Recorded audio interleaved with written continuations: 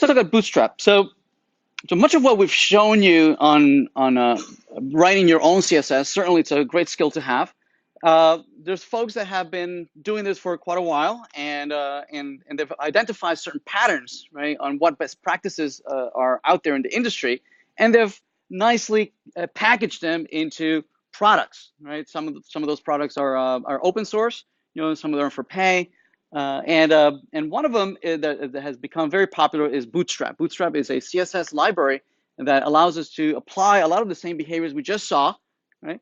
They create long, huge library of CSS classes for us that we can just apply readily on our elements. Another thing that CSS Bootstrap does is that it takes advantage of our new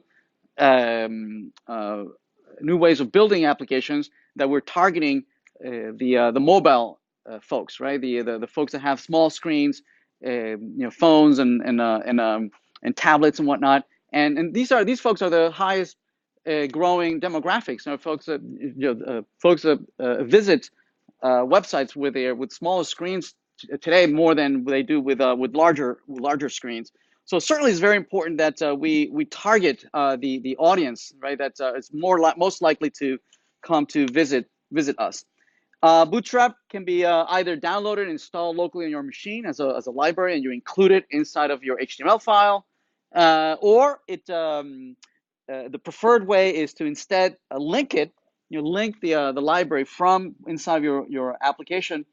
Point it to a CDN, a content delivery network. Right? A content delivery network is it's just a URL that lives on the web, that has all the most popular libraries out there. Right? It has Bootstrap, Materials, jQuery, Angular, React. All these libraries already hosted on the web. Right? And you might say, well, why am I going to link? Why do I install it locally in my machine instead of linking it to a CDN? Well, for development purposes, yes, it's a good idea to have a local copy, right, of the library right on your machine, right, for debugging and for testing and whatnot. Especially if you're offline, you're on the train or something, on the bus, and you don't have ready network access. Yes, but for deployment purposes, for production, it's always a good practice to instead link it to a CDN. Okay, and the reason is that these CDNs, their reason of being, of existing, is to be up all the time, right? To give the best quality access to these servers. Probably not your server. Your server probably is not as good as their servers, right? At the quality of service of being up all the time. Even if you host it on your server, right? Even if you host it on your server, your file, your HTML file, is going to have to come back to your server to fetch that CSS. Might as well go to some other CSS, some other server to go fetch it, right? There's no discrimination in which server it is that a browser might select. Also, because the CDNs are so well known, right, that they're widely known or widely used in the industry, chances are that that CDN is much more popular than your URL or your domain. Yes, and it can take advantage of the caching on the browser.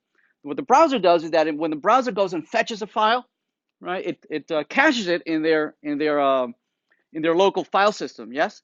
So chances are that before coming to your server, to look at your application, chances are is that they visited, some other website that is using one of these popular CDNs, and chances are is that they already have that CSS file. They already have that JavaScript that have been downloaded from the CDN.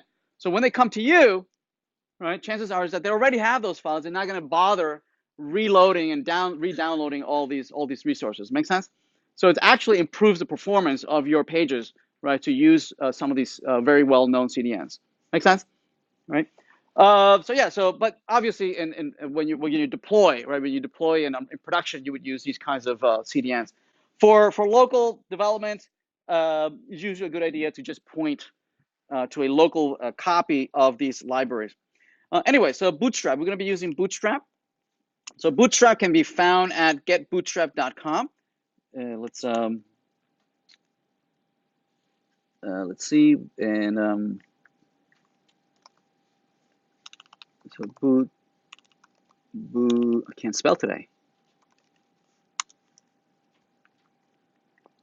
Get Bootstrap, and Bootstrap is huge. There's tons of stuff in here, and there's no expectation that you would be entirely familiar with everything. Nevertheless, the expectation is that you peruse through the documentation and many of their examples, and you just become familiar with what's out there. Okay, and chances are that whatever layout that you want to try to achieve, whatever styling, they already have some kind of widget or some kind of template to get you started. Yes, so it's a good idea to if you're thinking of something to first try to see if they have some kind of layout that you can use and copy, right? And you reusing a Bootstrap layout is certainly a legitimate thing to do. It's a very common thing to do in industry to reuse templates that are widely vetted. I mean, these folks, that have been doing it for quite a while, and they implement all the best practices that you would have to implement anyway, right? And they have a whole team, working and QAing this, and it's better that they own that instead of you owning that. Yes.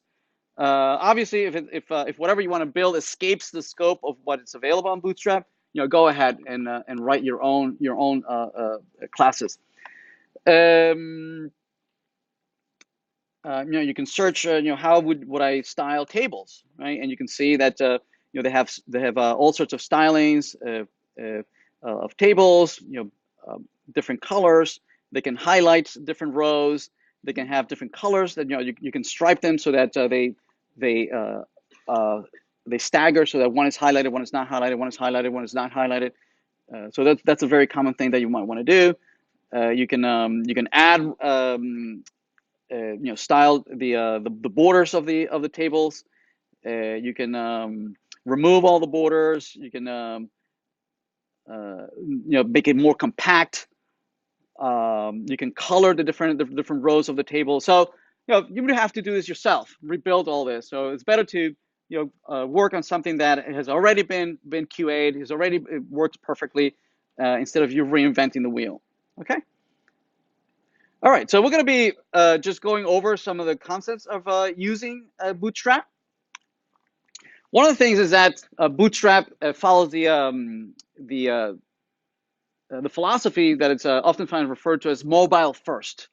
Mobile first, meaning most of the audience that's going to come to visit your web application or your web page is typically, or most commonly, will be somebody who has a small screen, right? So might as well start designing your application so that it takes into account the biggest demographics that are going to be using your application. Yes?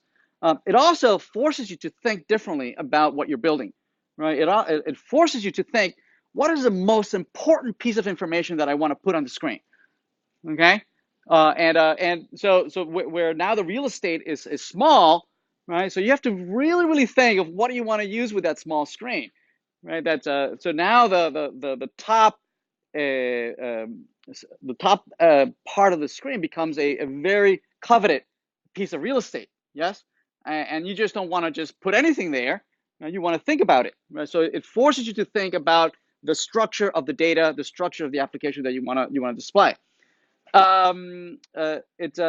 Instead of starting with a big screen, right, where you can you can stretch and everything's very comfortable and you don't really have to think about things, right?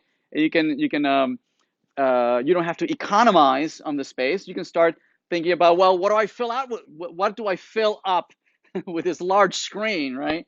And you start throwing lots of stuff at that content, and it's harder to start with a big screen and then think about how I'm going to economize later, right? It's much easier to start economizing at first, right? And then as the screen grows larger, you can now think about, well, what else could I show, right, with a bigger screen? As the screen grows. Yes, what's first focus on the most important part, right? And as the screen grows as well, what's the second most important thing that I can show? What's the third most important thing that I can show? Understand? Right. So it's a philosophy of thinking. How is it that you can achieve this? Another thing that Bootstrap introduces is the use of these kinds of styling mechanisms is for instance, it used to be that early on when phones were not as readily available and small screens were not readily available, it was common. I guess it became popular when when I guess when the iPhone right first has Safari and folks were visiting web pages, yes, and says, "Ooh, you could visit a web page."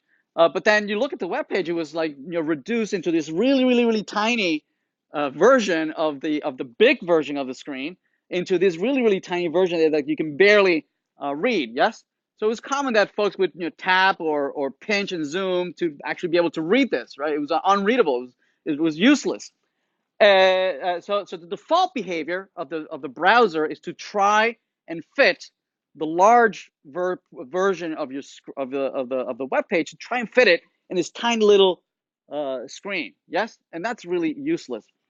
Uh, so so um, so it'll try to scale and fit it into a small screen.